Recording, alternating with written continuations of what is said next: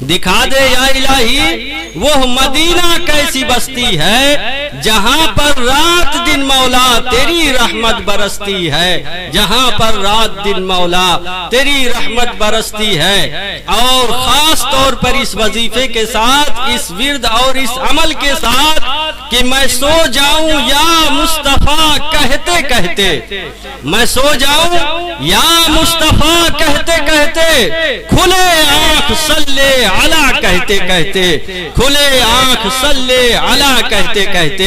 آئیے انہی سب احساسات و جذبات کو سمیٹتے ہوئے، اپنے نہا خانہ دل میں سجاتے ہوئے، پیارے آقا صلی اللہ تعالی علیہ وسلم کا وہ سبز سبز گنبد اپنی نگاہوں میں بساتے ہوئے اور تصور میں مدینہ کی گلیوں میں سیر کرتے ہوئے اپنے آقا و مولا جناب محمد رسول اللہ صلی اللہ تعالی علیہ وسلم کی بارگاہ ناز میں انتہائی والہانہ طور پر درود پاک کا نذرانہ پیش کریں اور پڑھیں بآواز بلند درود شریف۔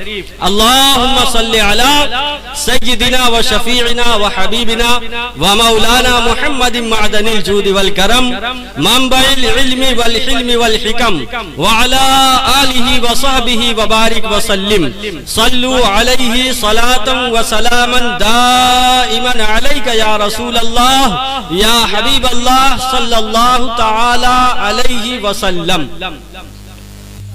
آپ حضرات اس بات سے بخوبی واقف ہیں کہ یہ مہینہ ربیع النور شریف کا مہینہ ہے، یعنی ربیع الاول کا جو مہینہ ہے، یہ مہینہ کیوں جانا پہچانا جاتا ہے؟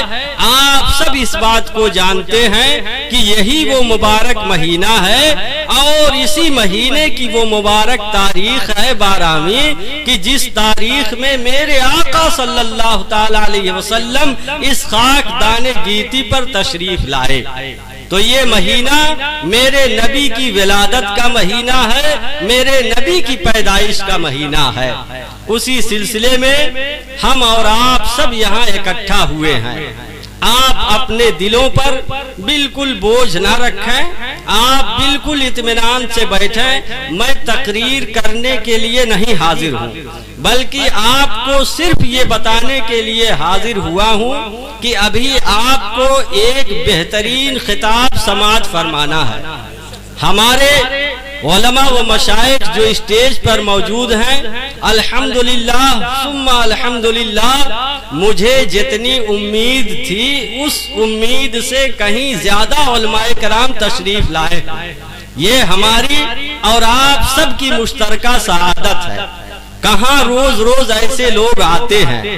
کسی شاعر نے کیا خوب کہا ہے کہ آتی ہے کہاں روز روز ایسی ہستیاں، آتی ہے کہاں روز روز ایسی ہستیاں، سجتی ہے جن کے دم سے غریبوں کی بستیاں، سجتی ہے جن کے دم سے غریبوں کی بستیاں۔ تو یہ علماء کرام کا قافلہ آپ دیکھ رہے ہیں، خاص طور پر نقیب جلسہ حضرت علامہ فیضان رضا صاحب قبلہ، آپ کی محبتوں کا میں بے حد ممنون ہوں کہ حضرت والا نے ہماری آواز پر لبیک کہتے ہوئے یہاں پر حاضری سے ہم سب کو مسعود و ممنون فرمایا۔ آپ یقین جان لیں، ان کی ڈائری دیکھ لیں تو حیرت ہوگی کہ کوئی تاریخ خالی نہیں ہے، بلکہ لوگ یہاں تک کہتے ہیں کہ بھائی ہمارے یہاں آپ 11 بجے 12 بجے کے بعد آ جائیے۔ یہ عالم ہے۔ یہی حال ہماری اس بزم کے خصوصی خطیب حضرت علامہ مفتی عبدالحی خان صاحب قبلہ کا بھی ہے۔ تاریخ پہ تاریخ خالی نہیں رہتے ہیں، خاص کر 11ویں اور 12ویں کا مہینہ اور شب برات کے ایام میں تو یہ لوگ خالی ہی نہیں ملتے ہیں۔ اور حضرت کی محبت کہ انہوں نے اپنی زبان پر ایک زبان ہم نے کہا عرض کیا، انہوں نے فوراً قبول کر لیا اور کہا حضرات ساری مصروفیات ایک طرف، آپ آپ کا حکم ایک طرف، بندہ حاضر ہے، ہم نے فون کیا محبت میں کہ ذرا وقت سے آ جائیے گا، تو انہوں نے فرمایا حضرت آپ کہیں تو دوپہر ہی کو پہنچاؤں، کوئی دقت کی بات نہیں ہے۔ بہرحال ان کی محبت ہے، کم سے کم انہوں نے اپنی محبت کا اظہار فرمایا، ہم سب کے لیے بڑی خوشی کی بات ہے، ورنہ ہم لوگ ایک زمانہ ایسا تھا کہ یہی گیلا پار، پگارے، باغا پار، بجہاں، یہ ایسے گاؤں تھے کہ جن گاؤں میں دیکھا جائے تو کوئی ایک عالم نہیں ملتا تھا، ایک نظر و نیاز اور فاتحے کے لیے لوگ ترستے تھے۔ لیکن آج اللہ نے وہ وقت ہمیں دے دیا، وہ دن ہمارے سامنے آ گیا کہ اگر ہم آواز لگا دے تو ایک کے بجائے 4 5 5 عالم مولوی مل جا رہے ہیں۔ تو یہ اللہ کا شکر ہے، یہ اللہ کا احسان ہے، اور اللہ کا شکر و احسان وہی ہوتا ہے جہاں اللہ والے ہوتے ہیں، جہاں اللہ کے محبوب والے ہوتے ہیں، جہاں رسول اللہ والے ہوتے ہیں، وہیں اللہ والے بھی ہوتے ہیں۔ تو یہ اللہ کا شکر و احسان ہے کہ جس بستی میں ایک عالم حافظ نہیں ملتا تھا، آج اس بستی میں نظر اٹھا کر دیکھ لیجئے تو عالم بھی موجود ہیں، حافظ بھی موجود ہیں، قاری بھی موجود ہیں، بلکہ مفتی بھی موجود ہیں۔ آپ ان سے دین کا مسئلہ بھی پوچھ سکتے ہیں، دین کی تعلیم بھی حاصل کر سکتے ہیں۔ یہ سب اللہ نے ہم سب کے نصیبے میں رکھ دیا، اور ہمارے نصیبے کو اللہ نے اتنا بلند کر دیا کہ جہاں ایک عالم موجود نہیں تھا وہاں آج علماء کی ایک جماعت موجود ہو گئی۔ یہ بہت اللہ کا بڑا شکر اور احسان ہے، ہم جتنا بھی اس کا شکر ادا کریں کم ہے، بلکہ ہم اپنے پروردگار کا شکر ادا ہی نہیں کر سکتے۔ اللہ کی نعمتیں اتنی زیادہ ہیں اور ہماری زندگی محدود، ہماری سانسیں گنتی کی ہیں، ہم اس لامحدود ذات کا شکر ادا کریں تو کیسے کریں جبکہ ہم محدود ہیں۔ بہرحال یہ علماء کرام موجود ہیں، حضرت علامہ مفتی شہر عالم صاحب قبلہ، جن کی محبتیں ہمیشہ ہم لوگوں کے ساتھ رہتی ہیں، کبھی بھی کوئی وقت ہو، کبھی بھی کوئی معاملہ ہو، آواز دے دیا جائے حضرت فوراً آتے ہیں۔ اور مزید اس پر یہ کہ ہمارے درجہ حفظ کے سب سے پہلے استاد حضرت حافظ و قاری اکبر علی صاحب قبلہ، جو آپ کے یہیں جے وجے کے ہیں، آپ بھی اسٹیج پر تشریف فرما ہے۔ آپ سب جانتے ہیں کہ ان کی طبیعت ایک بار خراب ہوئی تھی، اس کے بعد سے وہ تھوڑا معذور ہو گئے ہیں، بہت زیادہ وقت نہیں کہیں دے پاتے ہیں، اور بیٹھنے کے لیے بھی تھوڑی دقت ہوتی ہے، لیکن ان کی محبت ہے کہ آپ گھنٹہ بھر سے زائد ہو گیا آئے ہیں، بیٹھے ہیں اور آپ کی نگاہوں کے سامنے ہیں۔ یہ علماء جو آپ کی نگاہوں کے سامنے نظر آ رہے ہیں، ان لوگوں کو بلا کر آپ کے روبرو اس لیے کروایا جا رہا ہے کہ تاکہ اللہ تبارک و تعالی ان علماء ربانیین کی برکتوں سے ہم سب کو مالا مال فرما دے۔ ان کی جب برکتیں ہوں گی تو ہمارے دنیاوی کام بھی بن جائیں گے اور ہماری آخرت بھی سنور جائے گی۔ بہرحال میں نے خطبہ مسنونہ میں قرآن عظیم کی کچھ آیتیں تلاوت کی۔ اللہ رب العزت ارشاد فرماتا ہے اِنَّا أَنزَلْنَاهُ فِي لَيْلَةِ الْقَدْرِ، کہ بلا شبہ ہم نے اس کو یعنی قرآن کو شب قدر میں اتارا۔ اور پھر پروردگار فرماتا ہے وَمَا أَدْرَاكَ مَا لَيْلَةُ الْقَدْرِ، یعنی اے میرے بندو تم کیا جانتے ہو کہ شب قدر کیا ہے؟ بھئی شب قدر میں قرآن اتارا، اب شب قدر کیا ہے؟ تو پروردگار اعلان فرما رہا ہے کہ لیلۃ القدر خیر من الف شہر، کہ اے میرے بندو یہ شب قدر جو ہے یہ 1000 مہینوں سے بہتر ہے۔ اب شب قدر کی جو فضیلت ہے وہ فضیلت کیوں ہے؟ قرآن بتا رہا ہے کہ یہ شب قدر کی جو فضیلت ہے وہ قرآن نازل ہونے کی بنیاد پر ہے، کہ قرآن اس رات میں مکمل ہوا، اس لیے یہ رات 1000 مہینوں سے افضل ہو گئی۔ اب آئیے آپ کو دہلی کی سرزمین پر لے چلتا ہوں۔ دہلی کے ایک عظیم محدث گزرے ہیں جن کا نام ہے شیخ عبدالحق محدث دہلوی رحمت اللہ تعالی علیہ، کتابوں میں ملتا ہے کہ علم حدیث کو ہندوستان میں پھیلانے والی ذات یہی ہے۔ آپ لکھتے ہیں، وہ بھی اکابر علماء کے حوالے سے لکھتے ہیں، کیا لکھتے ہیں کہ شب قدر 1000 مہینوں سے بہتر ہے، لیکن شب میلاد شب قدر سے بھی بہتر ہے۔ اور دلیل کیا دیتے ہیں؟ لکھتے ہیں کہ شب قدر اگر 1000 مہینوں سے افضل ہوئی تو وہ اس لیے ہوئی کہ شب قدر میں قرآن اترا، اور اگر شب میلاد افضل ہے شب قدر سے تو وہ اس لیے افضل ہے کہ اس رات میں قرآن والا اترا۔ تو جب قرآن اترنے کی رات افضل ہو سکتی ہے تو قرآن والے کے اترنے کی رات افضل کیوں نہیں ہو سکتی؟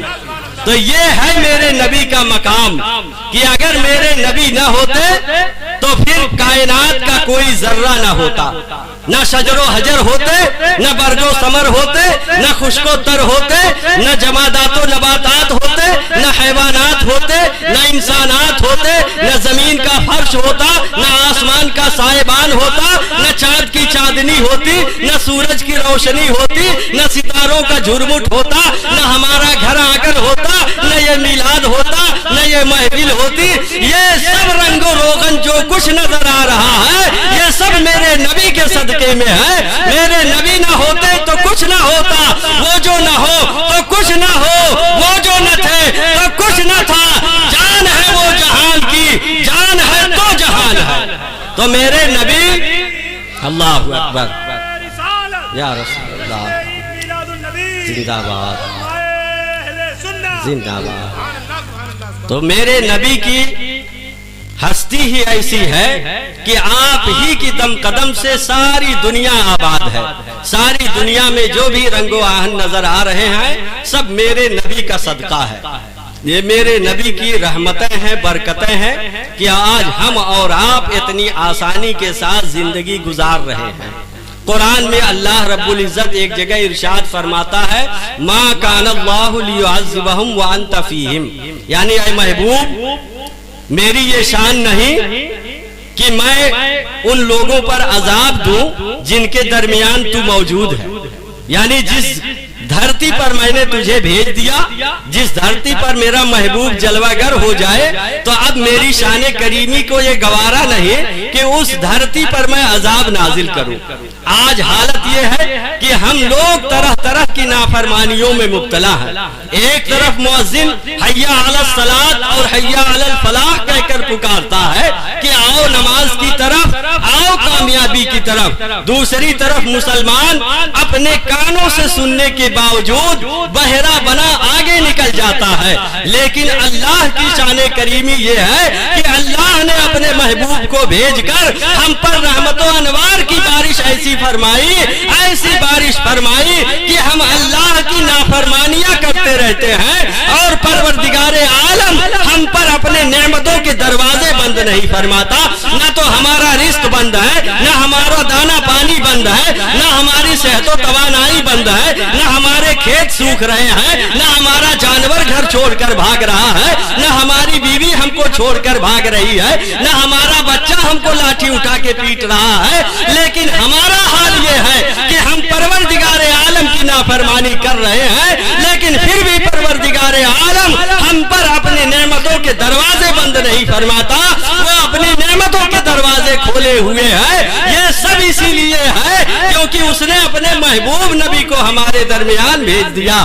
اس کا محبوب نبی ہمارے درمیان جلوہ گر ہے، اور یہ محبوب ایسے محبوب ہیں کہ جن کی شان محبوبی بتائی جائے تو آپ یہ سمجھ لیں کہ زندگی ختم ہو سکتی ہے، کتابیں ختم ہو سکتا ہے، علماء کے علم جواب دے سکتے ہیں، روشنائی ختم ہو جائے، قلم ختم ہو جائے، کاغذ ختم ہو جائے، مگر میرے نبی کی شان محبوبی ختم نہیں ہوگی۔ میرے نبی کی شان و عظمت کو کوئی بیان نہیں کر سکتا۔ آپ کا مرتبہ کتنا بلند و بالا ہے۔ روایتوں میں ملتا ہے ایک محدث گزرے ہیں جن کا نام ہے شاہ عبد الرحیم محدث دہلوی، یہ بھی دہلی کے تھے۔ یہ کون تھے؟ یہ سلسلے ولی اللہ کے بانی حضرت شاہ عبد العزیز شاہ ولی اللہ محدث دہلوی کے والد تھے۔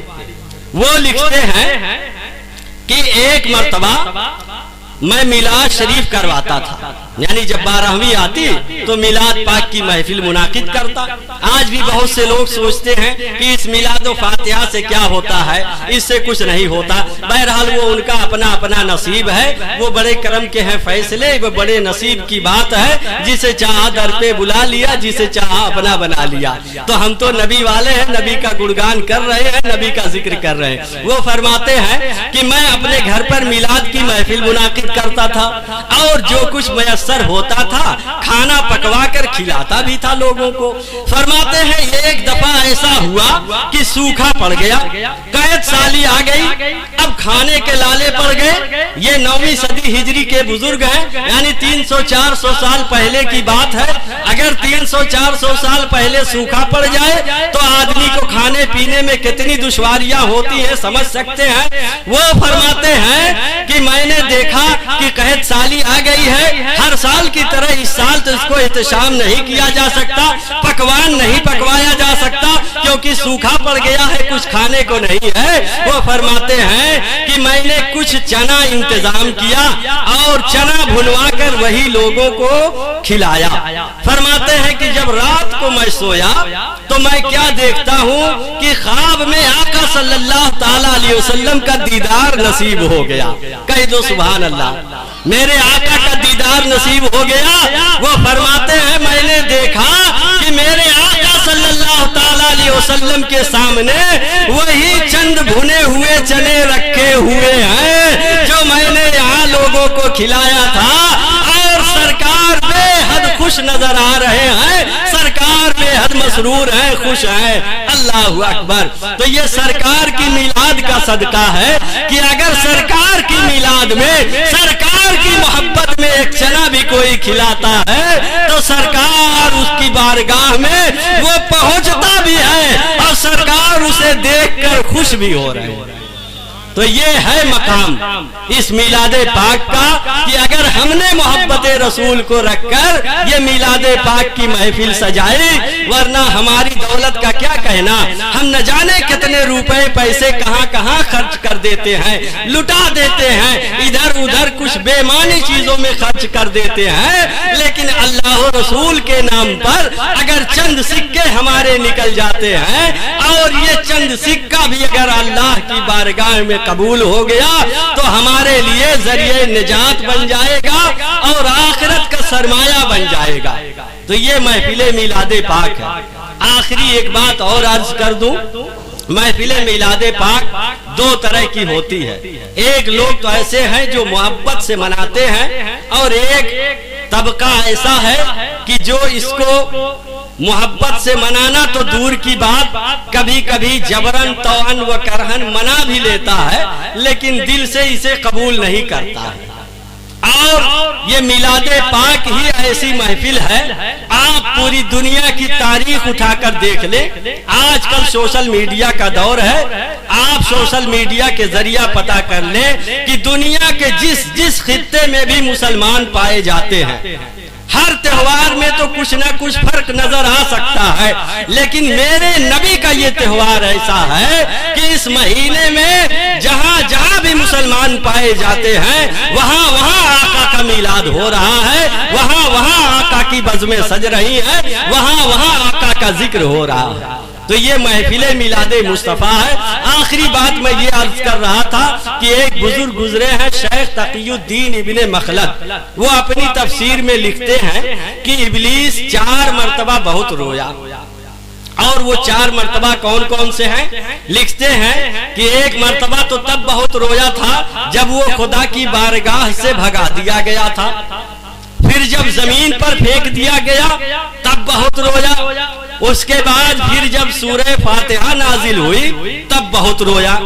اب آپ سمجھ لیں کہ جس فاتحے کے نازل ہونے پر ابلیس رویا تھا، اگر اس فاتحے سے کسی کو بغض ہے تو پھر پتہ چل جاتا ہے کہ وہ کس جماعت کا آدمی ہے، وہ کس گول کا آدمی ہے، وہ کس گروہ سے تعلق رکھنے والا آدمی ہے کہ جس فاتحے سے ابلیس کو تکلیف ہوئی اور وہ بہت رویا، اتنا رویا کہ بزرگوں نے اس کا رونا درج کر دیا۔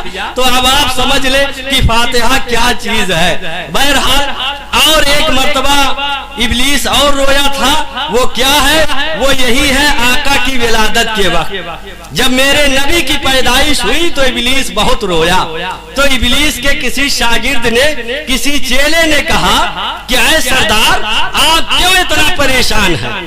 آپ کیوں اس قدر رو رہے ہیں؟ کون سی مصیبت آن پڑی ہے؟ آپ کیوں اتنا پریشان ہیں؟ اللہ نے تو ہمیں اتنی طاقت تو دی ہے کہ ہم ابن آدم کے دلوں پر قبضہ کر کے بیٹھے ہوئے ہیں. ایک طرف اس کے کان میں اذان کی آواز پہنچے گی، دوسری طرف ہم اس کو بہکا کے کھیت میں لے جائیں گے، دوسری طرف ہم اس کو چوراہے پہ لے کے چلے جائیں گے. آپ کیوں اتنا پریشان ہیں؟ ایک طرف باپ بیٹے میں محبت کا حکم آئے گا، دوسری طرف ہم ان کے درمیان نفرت بھر دیں گے.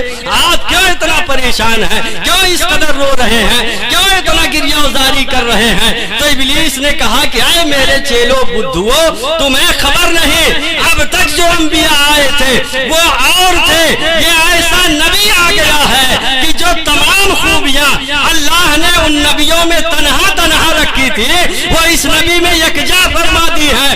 یہ امام الانبیاء آ گئے ہیں، یہ تاجدار انبیاء آ گئے ہیں، یہ نبیوں کے سردار آ گئے ہیں، یہ نبیوں کے مالک و مختار آ گئے ہیں، یہ دونوں جہان کے مالک و مختار ہیں. تم نہیں جانتے ہو یہ نبی رحمت بن کر کے آئیں گے، اللہ انہیں رحمت بنا کر بھیج رہا ہے.